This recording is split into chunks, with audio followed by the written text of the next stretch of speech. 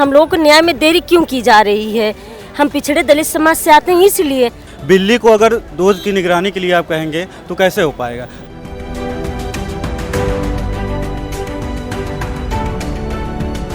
आज जब तक ये शेड्यूल जारी नहीं करेंगे तो ये आंदोलन खत्म नहीं होगा। सड़कों पर हम लोग उतरेंगे। 650 दिन हम लोग लगातार आंदोलन सड़कों पे किए हैं।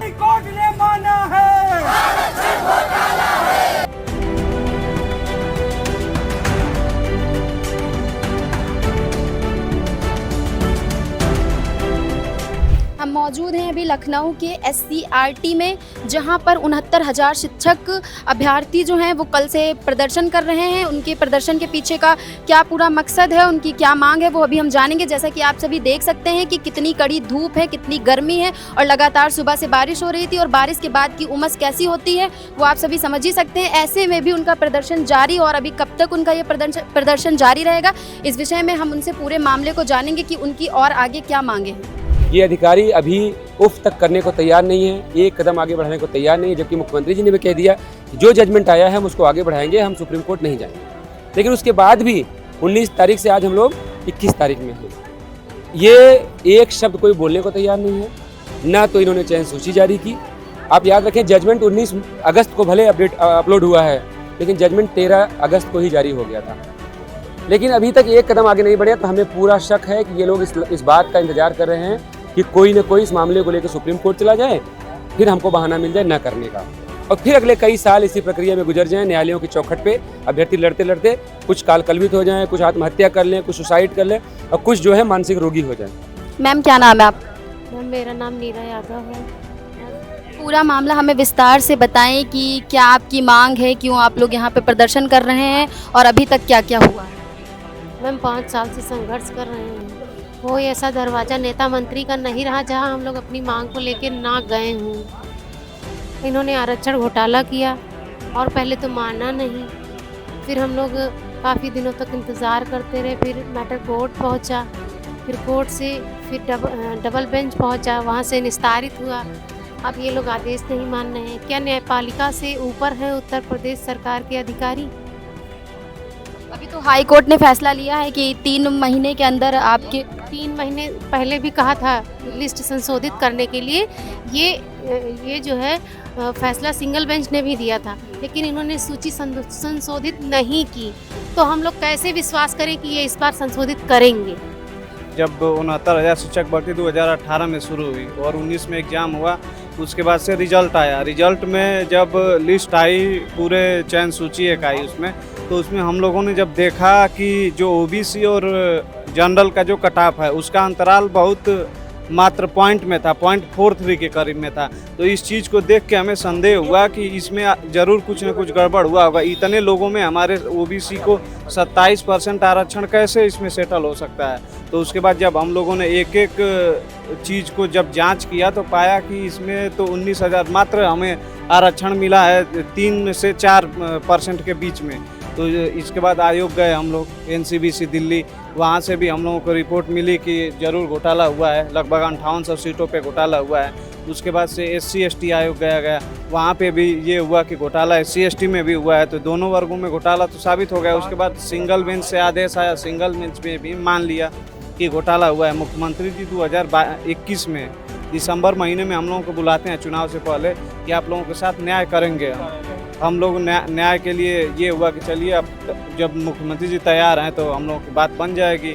लेकिन चुनाव से पहले लिस्ट आती है 6800 लोगों की, और वो 6800 लोग फंस जाते हैं आचार संहिता और चुनाव के चक्कर में, और वहीं 6800 लोग आज तक रोड पे संघर्ष कर रहे हैं और संघर्ष करने के लिए मजबूर है। आज फिर से डबल बेंच का हम लोगों के पक्ष में आदेश आया है, और डबल बेंच में भी ये मान लिया गया है कि आरक्षण का घोटाला व्यापक पैमाने पे हुआ है, जो कि पूरा देश और प्रदेश आज सोशल मीडिया के माध्यम से देख रहा है। मैम क्या नाम है आपका? मेरा नाम मनु पटेल है, मैं मिर्ज़ापुर से हूँ। जैसा कि ये 69,000 शिक्षक भर्ती है, आरक्षण घोटाला जग जाहिर है, सबको पता ही है। तो पहले तो ये बेसिक के अधिकारी और माननीय मुख्यमंत्री जी मानते ही नहीं थे कि आरक्षण घोटाला हुआ है, लेकिन अब तो सब लोगों ने मान लिया है। डबल बेंच का आर्डर भी है, पिछड़ा आयोग का रिपोर्ट भी है, माननीय योगी जी ने बैठक भी किया, और जो भी डबल बेंच का आर्डर आया उसका सम्मान भी किया, स्वागत भी किया। तो अब हम लोगों को न्याय में देरी क्यों की जा रही है? हम पिछड़े दलित समाज से आते हैं, इसलिए हम 6 साल से यहाँ लखनऊ की सड़कों पे संघर्ष कर रहे हैं और यहाँ पे घसीटे गए हैं। कम से कम अब जब डबल बेंच का आर्डर है और हमें न्याय देने के लिए कहा गया है, तो अब हम लोग ये चाहते हैं कि जल्द से जल्द हमारे साथ न्याय हो, हम लोग विद्यालय में जाएं, बच्चों को पढ़ाएं। देखिए वो नंबर पे ना जाए, परसेंटेज पे जाएं। जो 27% आरक्षण है उसमें दिया कितना गया 3.86%, यानी 4% भी नहीं हो पाया। तो वो बात करते हैं इतना ओवरलैप हो रहा था, वही हम लोगों को 5 दिसंबर 2022 को लिस्ट आती है और डबल बेंच भी मान लेता है और मुख्यमंत्री मान लेते हैं आरक्षण का घोटाला हुआ है और हम करेंगे। हम लोग इसलिए बैठे हैं क्योंकि पिछले बार आश्वासन पे हम लोग चले गए थे, घर चले गए थे आश्वासन पे ही। उस बार शेड्यूल भी जारी हो गया था, इस बार आश्वासन पे नहीं जाएंगे। अब बस हम लोगों का क्या करें, ज्वाइनिंग शेड्यूल जारी कर दें, तब हम लोग यहाँ से उठेंगे, वरना हम लोग नहीं उठेंगे। ये अब अच्छा नहीं लग रहा। पूरा देश दुनिया देख रहा है कि हम लोग कैसे कैसे मतलब जिंदगी जी रहे हैं। आज जब तक ये शेड्यूल जारी नहीं करेंगे तो ये आंदोलन खत्म नहीं होगा। सड़कों पर हम लोग उतरेंगे, कुछ भी हो जाएगा, हम लोग का जान जाए, आंधी आए, तूफान आए, बरसात आए, हम लोग डटने वाले नहीं हैं। कुछ नहीं। मैम, अपने फैमिली, अपने परिवार को सबको छोड़ के आप इतने दूर से यहाँ आई, तो दिक्कतें तो बहुत होती हैं। तो बहुत है मैम, बच्चा हमारा 5 साल का 6 साल का छोड़ के आए हैं हम लोग। यही हुआ कि हम लोग के साथ आरक्षण घोटाला हुआ है और इस घोटाले का अपनी नियुक्ति पत्र है, हम लोग इसको हलक से निकाल के लेंगे तो लेंगे, चाहे कुछ भी हो जाए उसके लिए। हाईकोर्ट का जो आदेश है वो ये कहता है कि आप 3 महीने के अंदर जो सूची आपने पहले बनाई थी 69,000 की, उस सूची को रद्द करिए और 3 महीने के अंदर नई सूची जारी करिए और जो भी लोग अंदर जाते हैं उनको आप ज्वाइनिंग दीजिए और जो लोग गलत तरीके से अंदर गए थे उनको बाहर करने के लिए कहा है और एक टर्म का उनको समय दिया, यानी मार्च तक का समय दिया है। अब हमारा ये कहना है कि जो भी लोग सरकारी नौकरी कर रहे थे, यानी अध्यापक लगे हुए थे, यदि वो निकलते, उनकी संख्या अभी निश्चित नहीं है। हम भी चाहते हैं कि वो संख्या जल्दी से जल्दी जो है सामने आए, कितने ऐसे अध्यापक हैं जो बाहर होंगे। लेकिन हमारी सहानुभूति उनके साथ है कि 4 साल हम लोगों ने आंदोलन किया, आंदोलन किस तरीके से होता है, किन अभावों के प्रभाव में आंदोलन होता है, हम नहीं चाहते कि वो भी सड़कों में भटके। उनके लिए भी सरकार कोई व्यवस्था करे और उनको भी लगाने का काम करे, लेकिन ये नहीं कि हम पिछड़े दलितों को ऐसे ही सड़कों में भटकाया जाए, लटकाया जाए, उनके लिए कोई निर्णय लेने की उनके लिए कोई निर्णय लेने के चक्कर में लेट लतीफी की जाए। इको गार्डन में आप देखिए, वहाँ की चाहे आप लोकल थाने में आप पता करिए, हम लोगों के यहाँ जो है भूख हड़ताल 50 दिन रही, 650 दिन हम लोग लगातार आंदोलन सड़कों पे किए हैं इको गार्डन में सामने। और वहाँ ये आलम रहा है कि कई सारे ऐसे हमारे साथी रहे हैं जो बीमार हो गए, ऐसी बीमारियां उनको हो गई हैं कि वो लगातार एक कोर्स इलाज ले रहे हैं। ऐसे भी अभ्यर्थी हैं जो माइग्रेन का शिकार हो चुके हैं, ऐसे अभ्यर्थी हैं जो हार्ट अटैक का शिकार हो चुके हैं। पिछले 4 सालों में क्या क्या फेस करना पड़ा आप लोगों को? मैम, ये इतना ज़्यादा तो नहीं बता सकते कि कितना बताएं, इतना कुछ हम लोग झेले हैं। अभी नवंबर से हम लोग कंटिन्यू धरना कर रहे थे, जब हम लोग का ऑर्डर रिजर्व हो गया तब हम लोग धरना बंद कर दिए। उसके पहले हम लोग खुले आसमान में सोए हैं, खुले आसमान में नहाए हैं, यहाँ तक लेडीज़ खुले आसमान में कोई नहाएगा नहीं, वो भी हम लोग किए हैं। और हम लोग सड़क पे ऐसे एक तरफ भाई लोग लेटते थे, एक तरफ सारी बहनें लेटती थी। देखिए योगी जी पे हमें बहुत भरोसा है और जो आर्डर आया डबल बेंच से उसका उन्होंने पालन करेंगे। बस जो हमारा संघर्ष है 640 दिन, जिसमें जो करीब भाई ने बताया 80 दिन कार्मिक भूख हड़ताल था, उसमें हम भी थे, बेहोश हुए थे, हॉस्पिटलाइज हुए थे। तो एक चीज़ में डाउट ये हो रहा सरकार से, बिल्ली को अगर दूध की निगरानी के लिए आप कहेंगे तो कैसे हो पाएगा। जो ये SCRT में जो अधिकारी लोग बैठे हैं, यही हमारी लिस्ट में यही OBC SC के साथ घोटाला किए हैं और इन्हीं को फिर दोबारा लिस्ट इन्हीं से बनवाया जा रहा है। 3 महीने का टाइम सफिशिएंट नहीं है?